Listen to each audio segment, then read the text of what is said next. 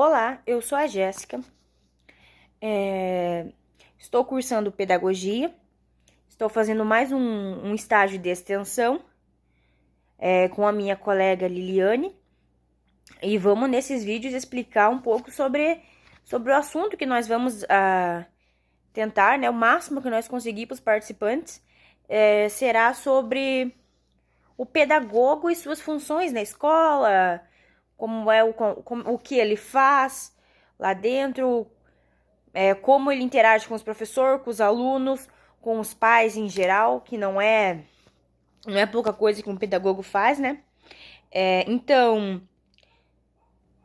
Nós somos, eu e a Liliane, somos do Polo Uninter CETEC de Quedas do Iguaçu. Meu RU é 2088920. A Liliane, em outros vídeos, está explicando também. Agora eu quero dar continuidade, né? Eu vou mostrar um documentário sobre Paulo Freire, que ele explicar um pouco antes quem é Paulo Freire, né? Ele foi um educador e filósofo que foi considerado um dos mais notáveis da história da pedagogia. Paulo Freire foi o autor da Pedagogia do Oprimido, que defendia, ele tinha, né, o objetivo da escola ensinar o aluno a ler o mundo para poder transformá-lo. Esse documentário contemporâneo, que logo em sequência, quando eu terminar de falar, vai iniciar para vocês assistir, ele vai retomar as origens das primeiras experiências da alfabetização e da educação popular. Quase 50 anos depois, será a sua realização em Angicos, Rio Grande do Norte, para mostrar de que forma os elementos fundamentais de seu pensamento e pedagógico estão vivos e presentes até nos dias atuais. Então, vou deixar aí o vídeo, um pouco extenso, mas é bem interessante para um pedagogo ali, ou mesmo uma pessoa não sendo pedagoga, né, entender mais um pouco sobre educação, então.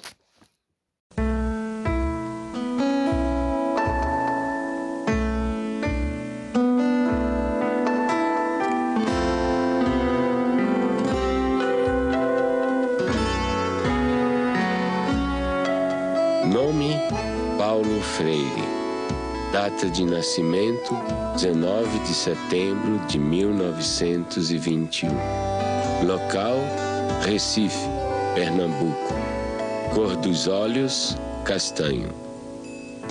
Raça: humana.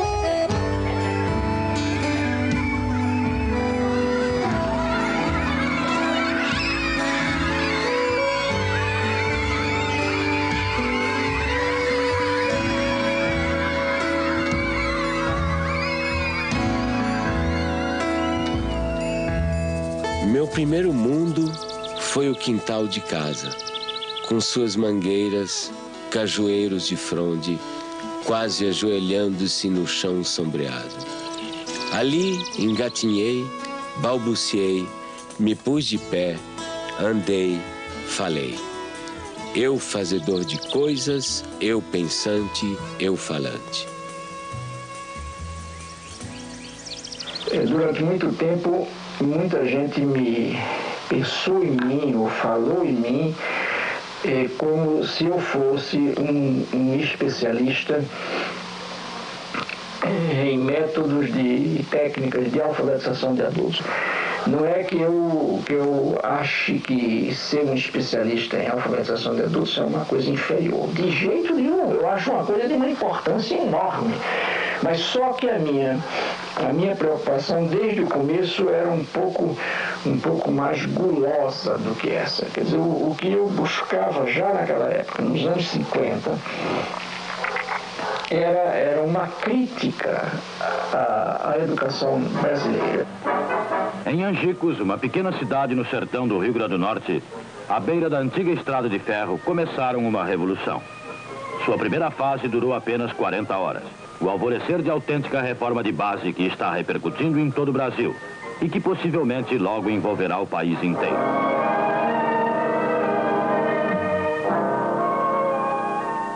Eu tinha 6 anos de idade e tenho várias lembranças de lá, do Círculo da Cultura. Aprendi a ler sentada no colo do meu pai. Isso me fascina. recordar o passado. É viver duas vezes. Eu sempre soube viver duas vezes. Ai, é sofrer. Não, é quase viver duas vezes. É melhor Viver duas vezes. Olha, pela maioria, eu sempre soube que era viver. Recordar o passado é viver. No Recife, ninguém mais pode ficar indiferente ao problema do analfabetismo em nosso país. As soluções aí estão. Não se pode recusar 40 horas a um homem que tem sede de saber, ou fome da cabeça, como dizem em Angicos, que precisa estudar, que tem esse direito até agora negado à maioria. Se lembra quando nós chegamos à cidade, a esta cidade aqui, para fazer aquele levantamento? Neida era muito pequenininha, tinha 6 anos, nem se lembra do bebê. Mas ainda me lembro alguma coisa.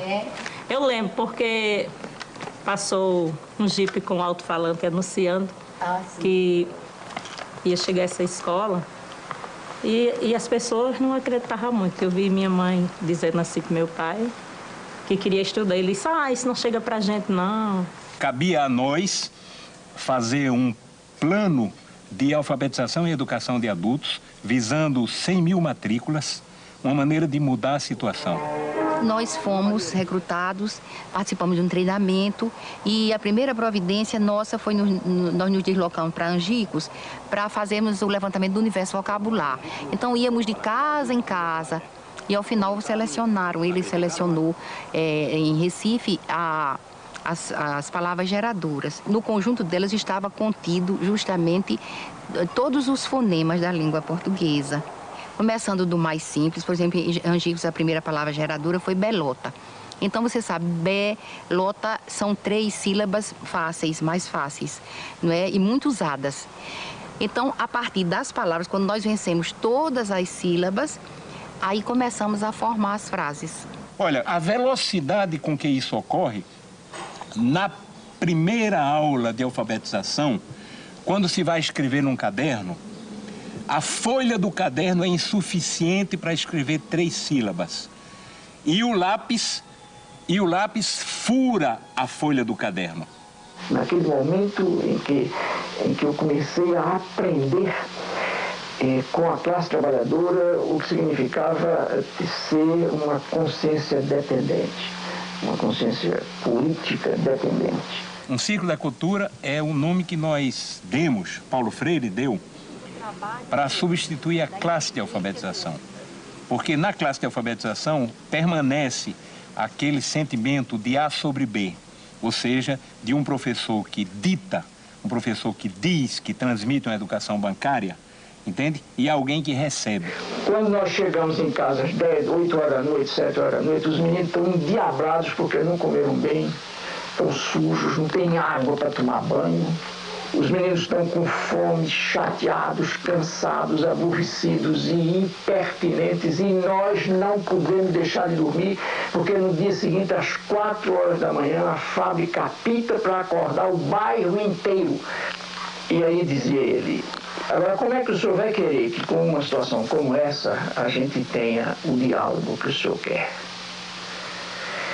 E eu morto, quer dizer, o homem fez naquela noite uma análise de classe que eu não tinha sido capaz de fazer. Noite após noite, 1 hora por dia, aula. E é o voto. Quem vende o voto não pode mais reclamar trabalho.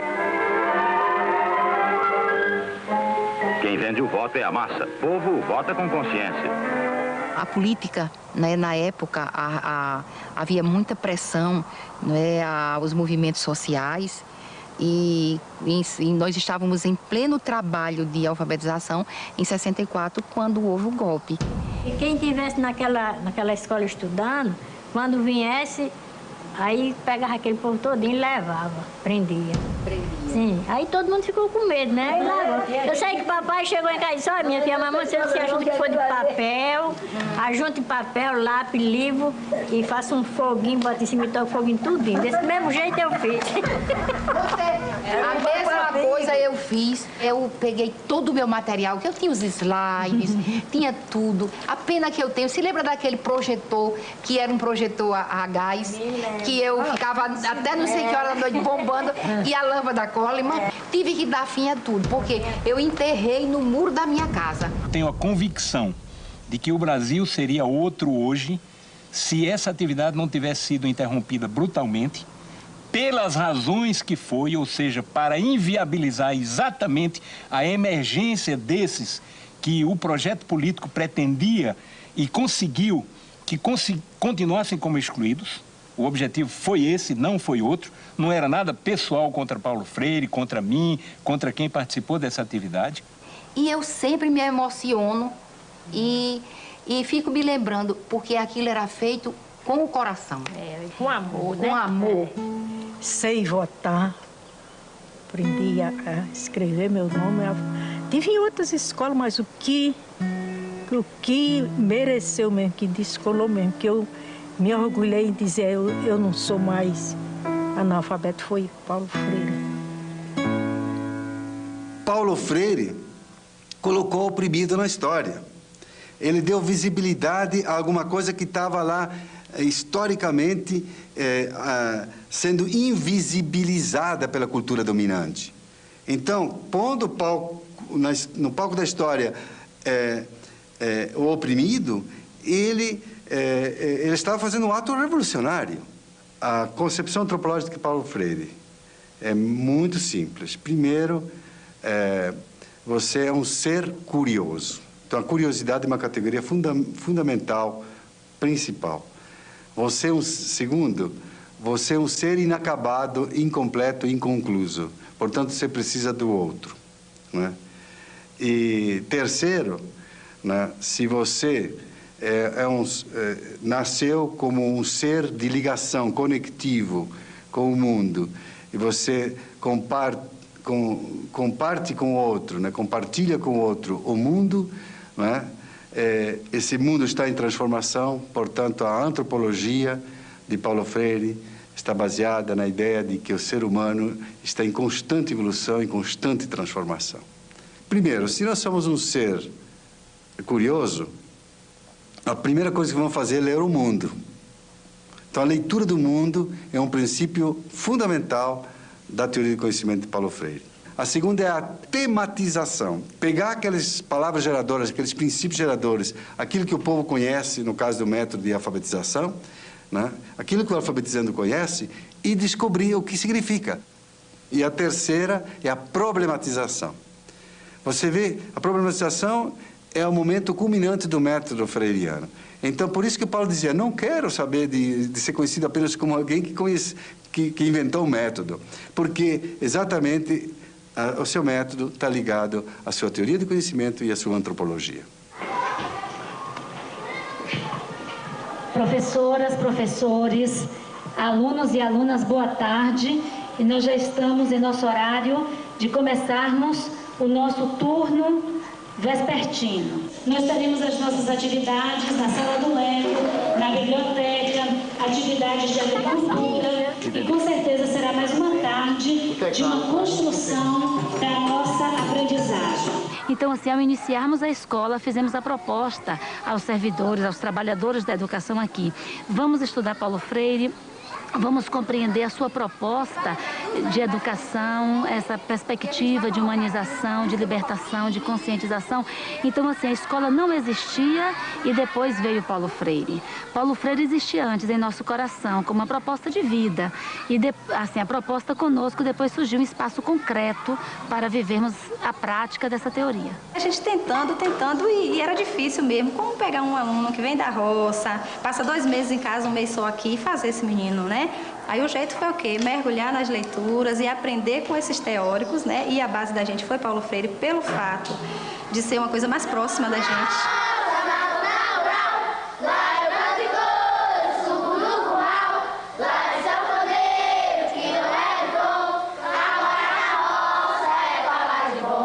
As crianças que nos chegam muito diferentes das crianças que são urbanas. Naturalmente, quando elas chegam, elas não conhecem o vaso sanitário, que pra gente é um valor. Isso ainda me emociona. Saber que muitas das nossas crianças tiveram que usar muito tempo o quintal da escola porque não sabiam usar um vaso sanitário. Então elas chegam aqui, às vezes, com um comportamento muito agressivo, né? Às vezes nós temos crianças aqui trazidas pelo conselho tutelar, crianças que a gente não conseguia chegar junto, tocar, porque elas resistiam. E hoje a gente vê, assim, transformação mesmo na vida deles, né? Hoje são crianças que sentam no colo, se a gente senta, eles vêm, chegam, sentam no colo. Crianças que a gente teve grande dificuldade para chegar junto. Ficou nervosa?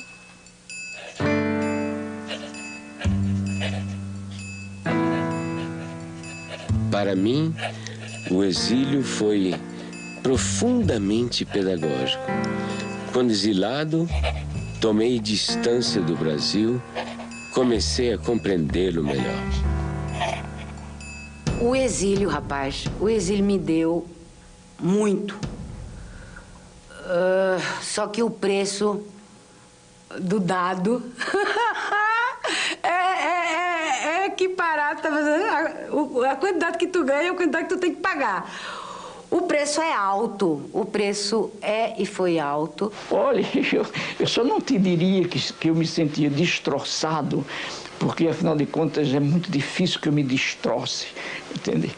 Mas eu sofri profundamente. Então, havia dimensões da nossa cultura que me fustigavam, como, por exemplo, o gosto da comida. Nós, claro, tínhamos muita saudade do clima, da gente, da língua, né?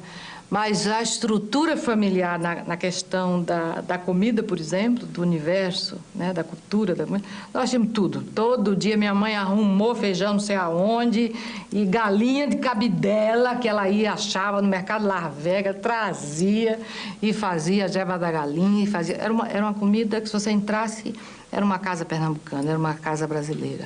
E não há como sacrificar a sua identidade cultural. Eu nunca me senti melhor do que ninguém porque sou brasileiro, mas nunca me senti pior do que ninguém porque sou brasileiro.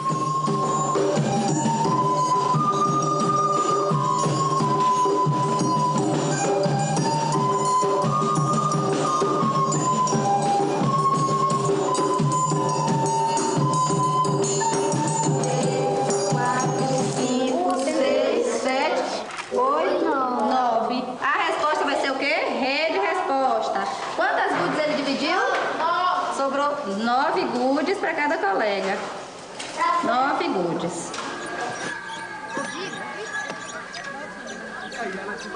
Isso aqui é uma ferramenta chamada sacho. Ele tem uma ponta justamente para poder fazer o quê? Para poder fazer a cova, né? Então nós vamos fazer a cova e a beterraba já está aqui. Nessa posição ela não pode entortar a raiz porque senão vai deformar. E aqui nós vamos fazer esse procedimento. Dá mesmo aqui, ó. Pronto, tá faltando. Nesse buraco. Coloque aí no local, um pouquinho mais, ó. A raiz ficou um pouco baixa. Ao retornarem para casa, eles levam daqui da escola algumas sementes. Cenoura, beterraba, das hortaliças que eles já cultivam aqui. Lá, eles têm o objetivo de, ao chegarem lá, passarem para os pais o conhecimento que eles acabaram adquirindo aqui ou então que reforçaram já tendo esse tipo de conhecimento. Lá, eles fazem o que fizeram aqui. Alguns já assim vendem, eles chegam falando, ó, a gente ganhou dinheiro, porque eu plantei o coentro, plantei alface, plantei isso aqui. E aí eles vendem isso e ganham dinheiro, né? Aí ensinei a meu pai, a fazer assim como o professor ensinou. E ele sempre ensina, traz a semente da planta, ensina como é que os professores lá ensinam para eles plantar. Eu digo, já aqui nós plantamos diferente. Nós samei a terra toda. Ele, não, mãe, não é assim. O professor lá ensina para nós fazer arleira e samear a sementinha. Depois, se tiver junto, ele vai, arranca um pouco daquela muda para poder ficar mais embastido. Ele sempre conta tudo. O exercício de tornar-se capaz de ler e escrever exige de quem realmente aprende uma postura de sujeito que cria o seu próprio aprendizado. A comunidade freiriana, para nós, né, é esse conjunto de instituições, pessoas que partilham a identidade do legado de Paulo Freire. né? E o que significa isso? Na verdade, são associações, grupos, instituições que vão se formando no mundo. Por exemplo, Portugal e Espanha. Em Portugal ocorreu o Fórum Paulo Freire em 2004, este ano agora, 2006, né? Na Espanha. Enfim, são centros de estudos, né? Freirianos, né? Pesquisas, espaços de formação educacional. Oi, Luísa Cortesão. Primeiro, quero te agradecer muito pela sua contribuição aí de Portugal nesse documentário. Gostaria que você falasse um pouquinho o que é que vocês estão realizando, a experiência freiriana do Instituto aí. Está a ver, portanto, são debates muito aprofundados, muito fundos, sobre questões teóricas que têm que ver com problemas que são sentidos na realidade. Fizemos, o título é Exclusão ou Exclusões, e fizemos, por exemplo, uma análise de problemas de exclusão social, de problemas de exclusão na saúde, de problemas de exclusão na justiça, de problemas de exclusão no trabalho, de problemas de exclusão na educação, e agora esse ciclo vai terminar com uma análise sociológica da problemática da exclusão. O que te levou a fundar uma cátedra Paulo Freire aí na Suécia, num local em que, digamos assim, há tão poucos oprimidos? Aqui em Suécia, depois dos anos 70, que a gente conheceu aqui a Paulo Freire, há renascimento de interesse. Aqui em Uppsala, há projeto muito interessante de desenvolvimento sustentável, meio ambiente, não? E essa gente está muito interessada nos esquemas de conscientização, não, de pensamento crítico freiriano. Efectivamente, trabalhado com grupos étnicos oprimidos, incluso grupos indígenas, com camponeses, com operários também, não? São dois traços de personalidade de Paulo. Primeiro, essa generosidade do menino aberto ao mundo sempre que quer conhecer, essa alegria de conhecer o mundo. Segundo, a conectividade, que já é uma qualidade do adulto. Conectividade e a relação. Acho uma definição perfeita para qualquer ser humano decente. Ser um menino é guardar um pouco toda aquela carga de emoção da criança e a conectividade, que já é um projeto das pessoas adultas. Paulo Freire foi um menino da zona rural igual a gente, que aprendeu a ler debaixo do Assembleia da Mangueira, que gostava de ler, gostava de escrever. Foi um homem que queria transformar o mundo. O momento em que o pai estava a trabalhar, né? Na famosa biblioteca, no espaço de trabalho dele, né? Eram momentos assim que as brincadeiras mais ruidosas nossas, né, tinham que ser, né, afastadas, porque o pai, quer dizer, são coisas que ficam assim, né? São mensagens, estás a perceber, que te marcam rotundamente o corpo, né? Ele era uma pessoa frágil à maldade humana. E minha mãe sustentava a reversão disso no sentido: acorda, Paulo! O que é que você está pensando da vida, Paulo? O que é isso? O mundo é isso mesmo, Paulo? O paizinho nunca foi, assim, um pai no sentido de um pai físico muito constante. Não foi, isso não tem problema nenhum, digo isso mesmo, porque assim eu o percebia. Mas, no entanto, estás a ver, quando o desgraçado estava presente, mas ele estava presente com interesse, que, putz, imagina, era amplamente suficiente. Um homem extremamente humano, né? Extremamente bondoso, mas que também sabia ser muito duro quando era necessário com as pessoas, né? Quer dizer, ele tem uma frase dele que diz assim: se alguém quiser me insultar, que me chame de santinho. No campo pedagógico é muito mais atual Paulo Freire, porque a Unesco, por exemplo, colocou os 4 pilares da educação do futuro, né? Aprender a aprender, aprender a conviver, aprender a fazer e aprender a ser. São esses 4 pilares. Isso está dentro da teoria de Paulo Freire. Só que Paulo Freire acrescentaria um 5º: aprender por quê. contra quem, a favor de quem. Ele politizaria muito mais esses 4 princípios, 4 pilares da educação do futuro, evidentemente. Ele sempre coloca a questão do porquê. Vocês sabem o seguinte, que o computador ele é feito de partes. Nosso trabalho aqui parte da realidade desses educandos que vêm da zona rural, né? A gente procura estar trabalhando com tudo que é próprio do cotidiano deles, mas a gente não permanece, né, nessa realidade. A gente começa a trabalhar justamente inserindo a internet, a informática, né, nessa vivência dele aqui, para que ele transforme essa vida. E abrindo possibilidades novas para eles, né? São 600 crianças divididas em 3 grupos. 3 grupos de 200. Enquanto nós temos conosco 200 crianças imersas numa educação formal, nós temos 400 crianças em suas casas, sendo visitadas pela equipe itinerante. Então, lá na roça, a equipe itinerante corrige atividades, dá orientações, trabalha com a questão da agricultura, que já é trabalhada aqui, mas fortalecida em casa, porque as crianças ensinam também aos seus familiares, e a equipe itinerante faz uma avaliação desse trabalho, assim, que a escola orienta para o aluno executar em sua casa. 2 mais 5. 7. 4 mais 1. 5. Então a senhora tem que dedicar, assim, dar um tempo para ela, para que ela possa estudar. Porque a gente sabe que ela ajuda a senhora na lavoura, mas ela tem que ter, assim, um tempo disponível todo dia para fazer a atividade dela. Tem pais que dizem assim, que 2 meses em casa, eles ainda dizem assim, professora, não deu tempo para os filhos fazer as atividades. Porque às vezes eles tiram os filhos das atividades que levam para casa para pôr na mão de obra, porque tem que ajudar nas despesas da casa. Eu estou trabalhando agora com atividade de artes. E essas atividades é uma atividade que desenvolve a coordenação motora, cognitiva e também ajuda no desenvolvimento da criatividade de cada criança. Ó, o restante fica em silêncio e vai terminar a tarefa, tá certo? Tá. Ali no cantinho que fala. Nadson, pode vir, Nadson.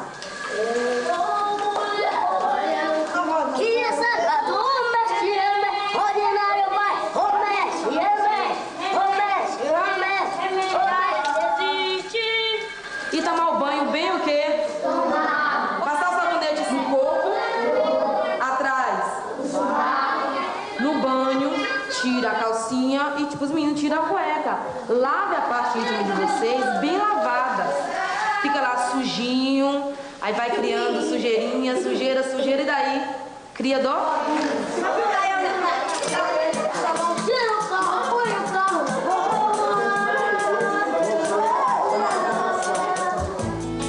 Foi aprendendo que percebemos ser possível ensinar. O que nós vamos fazer hoje é uma coisa que alguns alunos nossos já têm experiência da disciplina Política e Problemática da Assistência, que a gente vai promover um círculo de cultura, tá? Nesse círculo de cultura nós vamos tratar hoje da doença infantil como uma patologia social e uma patologia orgânica, tá? Vocês receberam um texto, esse texto vocês já leram. A gente trabalha com uma pedagogia problematizadora, trazendo os casos, que a gente chama de casos da saúde, né? Transformando esses casos em situações existenciais, né? Então começa já a interface com o método, a pedagogia freiriana. E aí a gente chega para ela e diz, o que está acontecendo? Uma pergunta assim geral. E aí ela desaba, ela tinha passado a noite na rua, porque ela tinha sido agredida em casa, e ela não tinha como voltar para casa, passou a noite na rua. E aquela criança, na realidade, aquele sintoma que ela estava apresentando, que era uma dificuldade, né, respiratória, e que se de repente o profissional não tem um olhar atento, ele vai funcionar a veia, fazer a medicação, e ela vai voltar para casa ou para a rua, que no caso era. Então, essa doença, às vezes, quando chega, né, a gente tem que olhar muito mais do que aquela dificuldade da respiração, né? A gente tem esse convívio, esse contato maior, a gente tem uma maior autonomia, né, frente aos pacientes, então a gente pode ter essa troca mesmo. E lá a gente vê os casos de reciprocidade de mão dupla e a de uma via só. Quando você chega a um paciente e talvez nem dá um bom dia, já chega fazendo os procedimentos que tem que se fazer, é uma outra forma de reciprocidade, entendeu? E quando você chega falando, bom dia, como você tá, tudo bem? E aí, acho que você perde um minuto a mais, e às vezes nem é perda, é ganho, porque você vai ter o melhor atendimento mesmo para esse paciente. Ensinar não é transferir conhecimento, mas criar as possibilidades para a sua produção ou a sua construção. Quem ensina, aprende ao ensinar, e quem aprende, ensina ao aprender.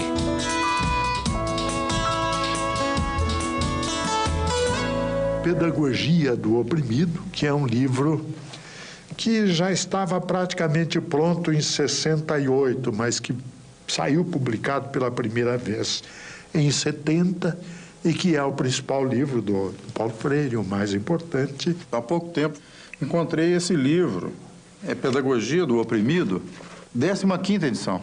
E aí, quando abri o livro, me surpreendi com uma série de anotações do próprio Paulo Freire, do punho dele.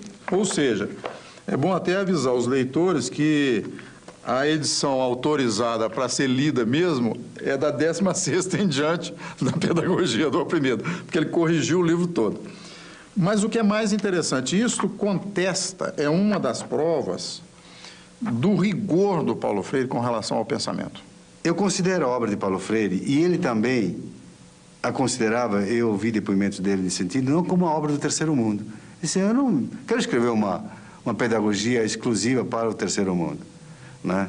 Eu acho que colocar Paulo Freire no terceiro mundo e sectarizá-lo no terceiro mundo significa não querer ver a opressão na sua totalidade que vem do primeiro mundo.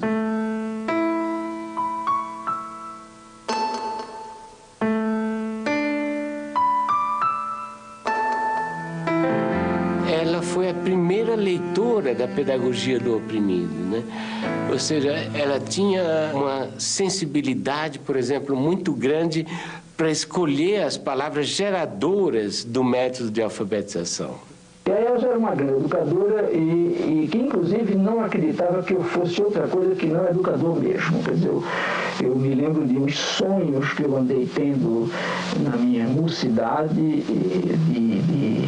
de ser juiz de direito, de fazer uma carreira por aí.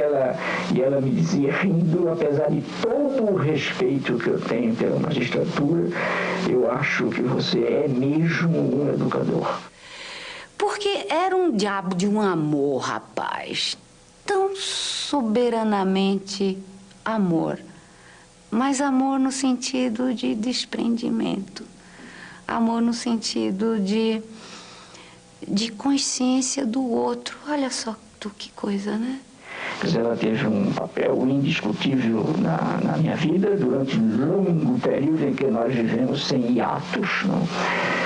Casados durante 42 anos, é um tempão, um negócio fantástico. Quando minha mãe morreu, meu pai morreu também.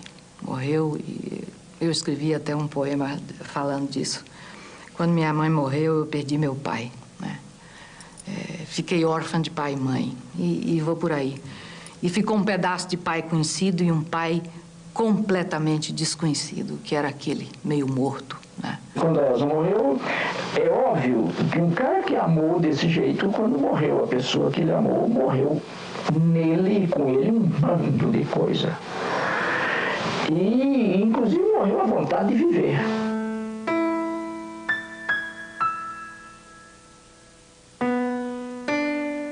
Eu encontrei um Paulo maduro, um homem seguro, um homem cortês, extremamente amoroso, criativo e que se oferecia a mim na plenitude das suas qualidades.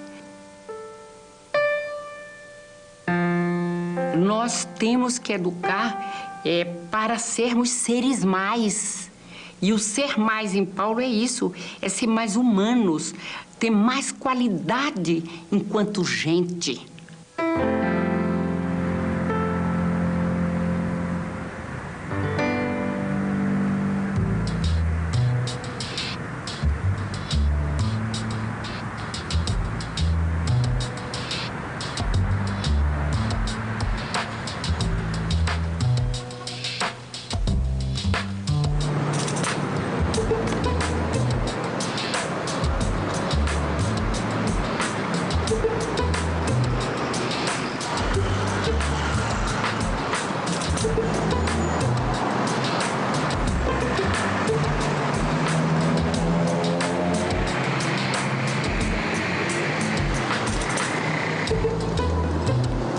iniciativa é um movimento de alfabetização, né, que surge junto às camadas populares, buscando uma nova maneira e uma nova perspectiva de alfabetização, né, vinculada principalmente a esse pensamento e essa filosofia freiriana.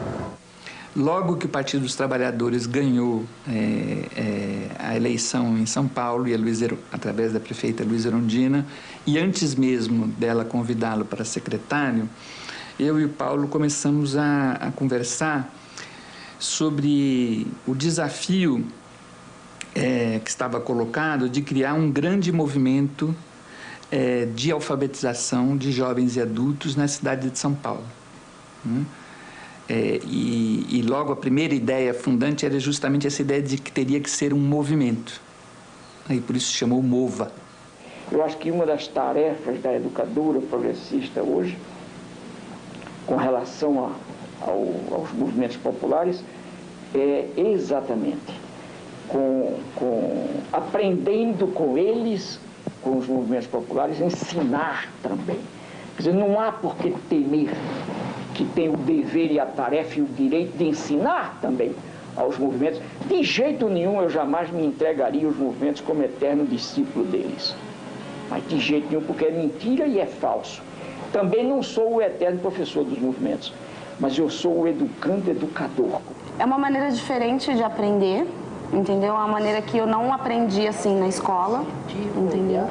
Eu fiz até a 8ª série e muita coisa daqui não foi ensinado na escola.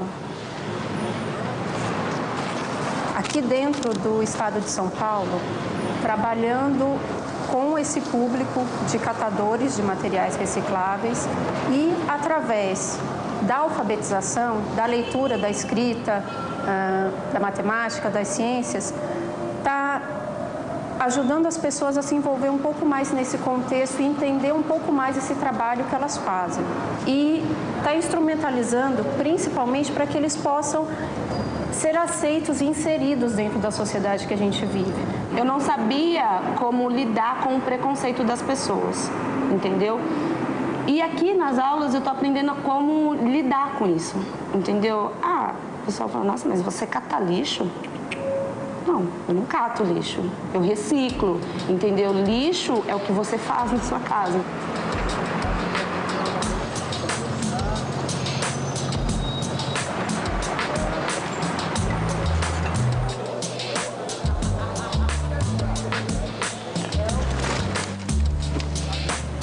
Eu estou aprendendo mais a me comunicar mais com as pessoas, né? Que é um pouquinho fechado e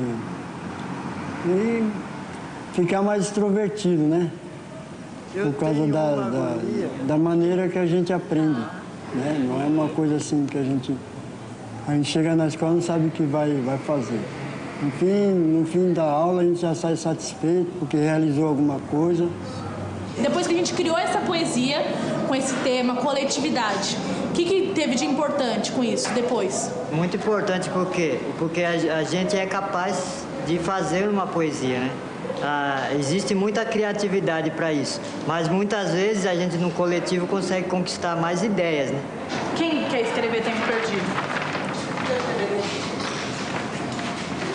Minha poesia, estar com você.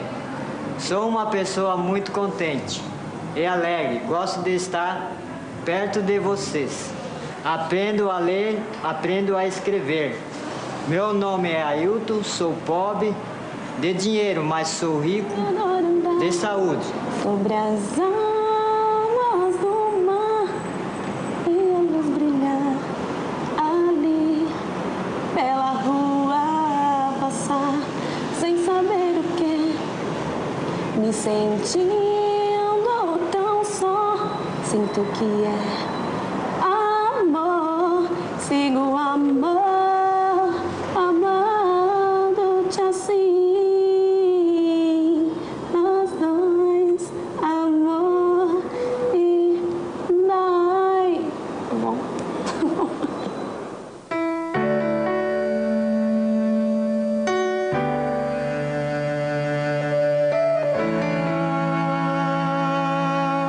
A gestão Paulo Freire à frente da secretaria marcou, né, para sempre a possibilidade, né, do desenvolvimento de uma educação pública, popular e democrática.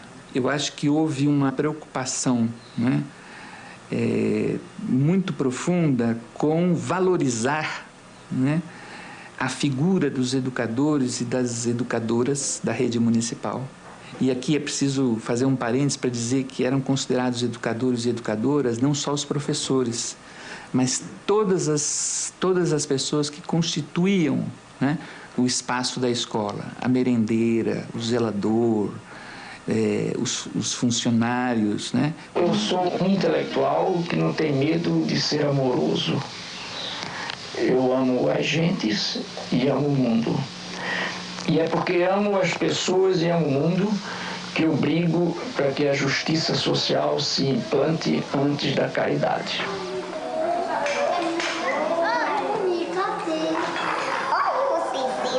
Ninguém começa lendo a palavra, porque antes da palavra, o que a gente tem para ler, à disposição da gente, é o mundo.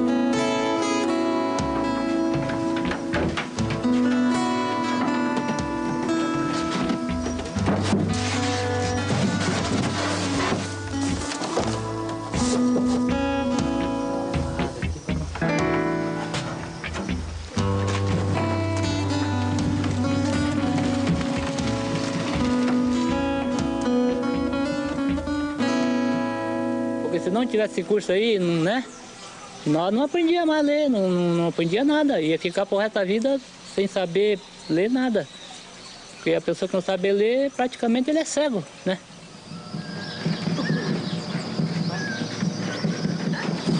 Vamos, peixe.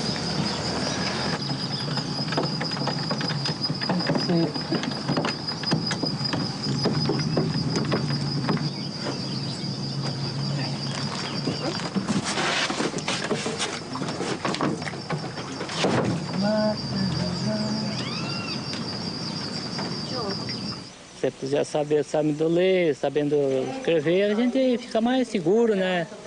Tem mais jeito para chegar, conversar, né? Então, nós gostaríamos de saber se esse projeto que nós estamos trabalhando com vocês, se desenvolveu alguma coisa boa. Por isso que eu escolhi uma palavra para comentar com você, para comentar nesta aula, né? Então, essa palavra é cidadania. Chega em casa, olha, que a professora me deu isso, tem essa lição para me fazer. Se entende, dá uma força para mim, me explica. Se eu entendo, eu dou uma força para ele, ensino ele. Ensino ele para se desembaraçar mais, né, na lição. Mas eu acho que ele aprendeu bem mesmo. Esses meses que ele está na escolinha. Porque a gente que trabalha de empregada doméstica, assim, né? A pessoa não sabe dos produtos que tem que passar para limpeza, né? E assim, aprendendo a ler já é uma força, né? Boa, né? Sabe o produto que vai usar. Vem aqui, filha. Sabe o produto que vai usar. E deu uma força boa. Ela vai na escolinha comigo também todo dia. E ela tá fazendo o prezinho. Eu aprendo mais com ela, né? Ela aprende comigo. Assim a gente vai indo.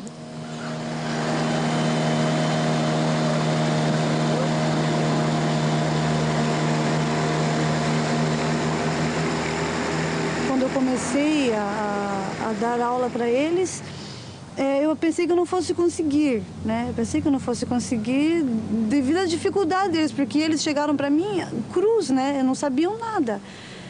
Aí eu comecei, passou umas 2 ou 3, acho que não chegou a um mês de aula, chegou uma das alunas e falou: Miriam, eu consegui ir na Previdência Social, sozinha. E fiquei até emocionada, né? Quando eu vi assim, né, o Ministério, né?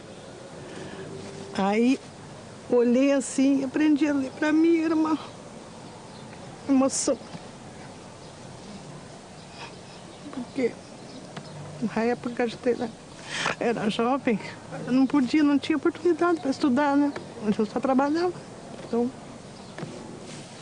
eu dei graças a Deus, né? Por essa oportunidade, né? Que a gente teve agora de estudar, porque tudo tem seu tempo, certo, né? A alfabetização é uma experiência criadora.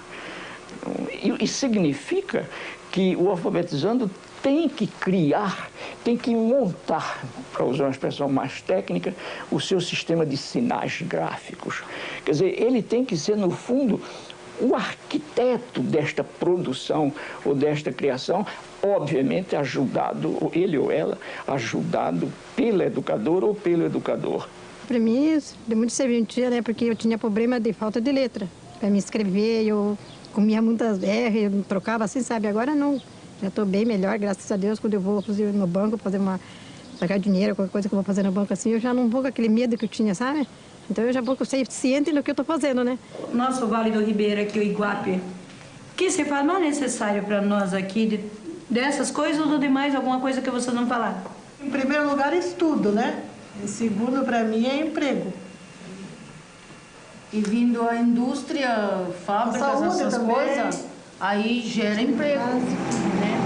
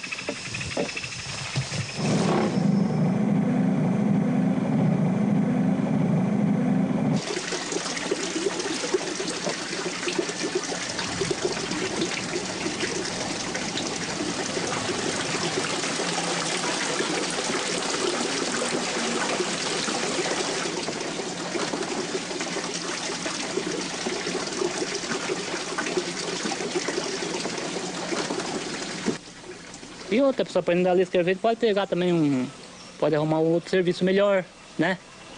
Tem tudo isso, então eu estou estudando e graças a Deus estou aprendendo. Vamos ver se chegou lá, né? A família é o maior bem que a gente tem.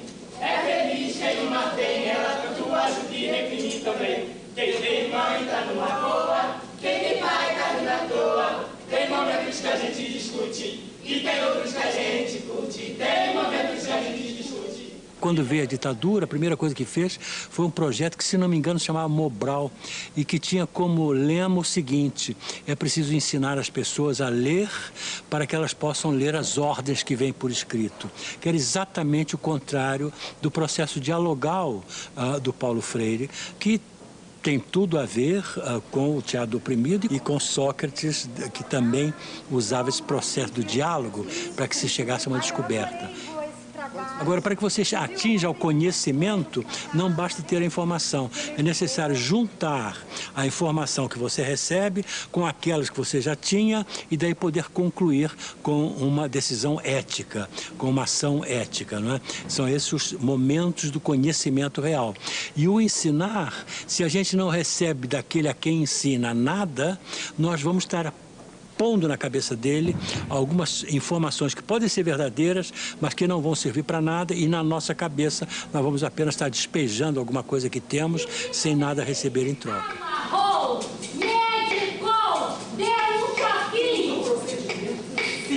Eu não tenho dúvida nenhuma de que eu não posso ser entendido fora de uma compreensão da ética em mim e da política em mim. Eu acho que nenhum educador, nenhum pensador da educação está afastado disso. Quer dizer, a educação, enquanto formação humana, é um esforço indiscutivelmente ético e estético. Quer dizer, não há como separar também a decência da boniteza. Entende? Quer dizer, a educação, enquanto busca de boniteza, necessariamente procura a decência também, a decência do ser.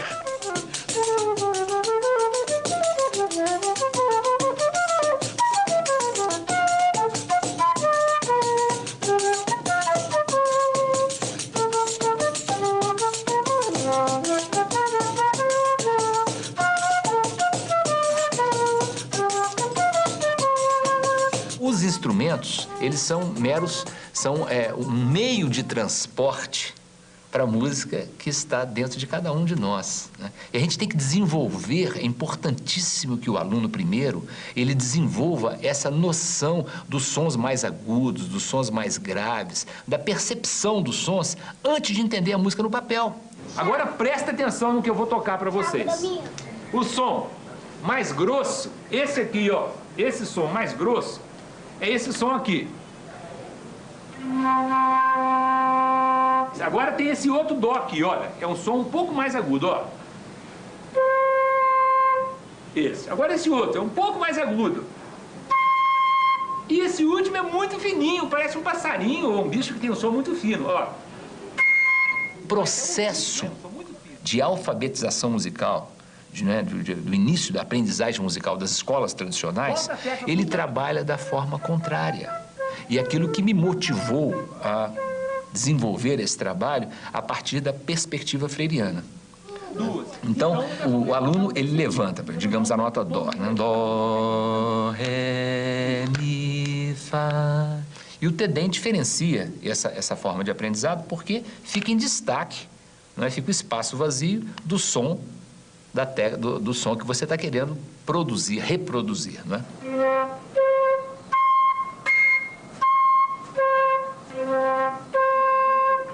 Qual foi? Isso, muito bem, os dois acertaram. A ecopedagogia é um capítulo da pedagogia do oprimido. Por quê? Se a gente considera a Terra como um ser vivo e em evolução, hoje essa Terra é um grande oprimido. Nós vivemos de forma insustentável. Nós temos tudo para destruir o planeta, não pelas bombas atômicas.